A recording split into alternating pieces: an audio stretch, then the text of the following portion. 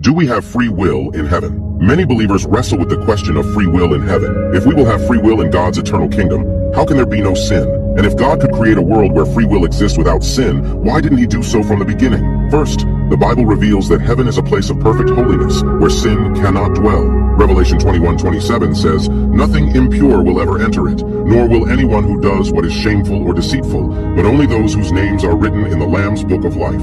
Heaven is not just a continuation of life on earth, it is the fulfillment of God's promise to restore all things, where his people are fully transformed into Christ's likeness. But does this mean we become robots, stripped of choice? No, true love requires real choice. And throughout Scripture, we see that God's design is for relationship, not forced obedience. In heaven, our wills will be perfectly aligned with God's will. Not because we are programmed, but because we are fully redeemed. Psalm 16:11 beautifully declares, "In your presence is fullness of joy. At your right hand are pleasures forevermore."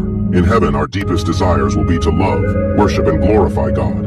Sin will no longer have any hold over us. Why then did God allow the possibility of sin in the first place? God gave Adam and Eve true freedom in the garden, knowing love must be freely chosen. The fall was not God's design, but the risk of freedom. However, God's redemptive plan was never a backup. It was his eternal purpose to reveal his grace, mercy, and glory through Christ. Heaven is not just Eden restored, it is Eden glorified, where we, having been tested and redeemed, now live in perfect fellowship with God, unable to fall again. Romans 8:21 tells us, "The creation itself will be liberated from its bondage to decay and brought into the freedom and glory of the children of God." We will have wills fully satisfied in God, just as Jesus perfectly obeyed the Father on earth.